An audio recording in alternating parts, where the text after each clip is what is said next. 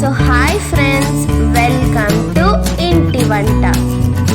ఇవాల్టి నోరూరించే రెసిపీ వచ్చేసి veg fried rice అన్నమాట. చాలా సింపుల్గా చేసుకోవచ్చండి. అందులోనూ మనం హెల్తీగా చేస్తున్నాం కాబట్టి పిల్లలు కూడా ఇష్టంగా తింటారు, హెల్తీ కూడాను. మరి ఆలస్యం చేయకుండా వెంటనే ప్రాసెస్లోకి వెళ్ళిపోదాం పదండి. ముందుగా బీన్స్ని ఇలా చిన్న చిన్నగా కట్ చేసుకోండి. ఆ తర్వాత పొటాటోస్ని కూడా ఈ విధంగా కట్ చేసుకోండి. క్యారెట్ని కూడా ఇలా చిన్న చిన్నగా చాప్ చేసి పెట్టుకోండి. అలాగే ఒక 1/4 కప్ అంతా పచ్చి బఠానీని ఈ విధంగా అన్నిటినీ కూడా కుక్కర్లోకి వేసేసుకొని దాన్ని చక్కగా వాష్ చేసేసి అది మునిగేంత వరకు వాటర్ వేసేసుకోండి. ఇప్పుడు అందులోకి 1 టీ స్పూన్ వరకు రాళ్ళ ఉప్పును వేసి మూత పెట్టి ఒక 1 విజిల్ రానివ్వండి. ఈలోపు మీరు గ్రీన్ క్యాప్సికమ్ని అలాగే రెడ్ క్యాప్సికమ్ని కూడా చిన్న చిన్నగా కట్ చేసి పెట్టుకోండి.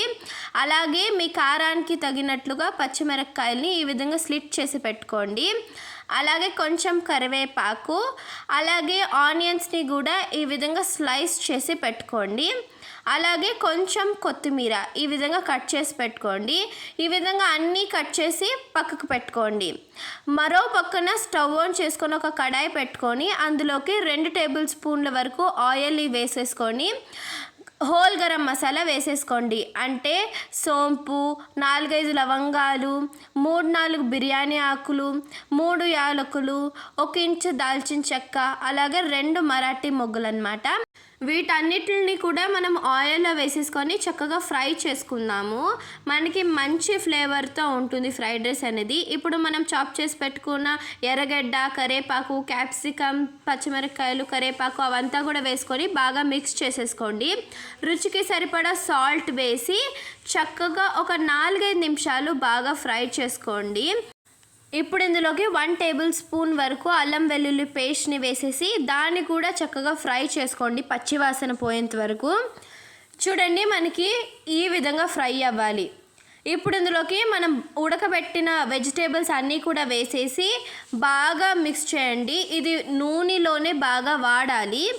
ఇప్పుడు ఇందులోకి చాప్ చేసి పెట్టుకున్న కొత్తిమీరని వేసి అది కూడా ఒకసారి బాగా మిక్స్ చేసేసుకోండి. అలాగే ఫ్రై చేసుకోండి. ఇది బాగా ఫ్రై అవ్వాలండి, మనకి టేస్ట్ అనేది బాగుంటుంది. చూడండి, ఈ విధంగా ఫ్రై అవ్వాలి. ఇప్పుడు మనము ఆల్రెడీ ఉడికించి పెట్టుకున్న రైస్ని వేసేసుకొని అలాగే రుచికి సరిపడా సాల్ట్ కూడా వేసుకొని బాగా మిక్స్ చేసుకోండి.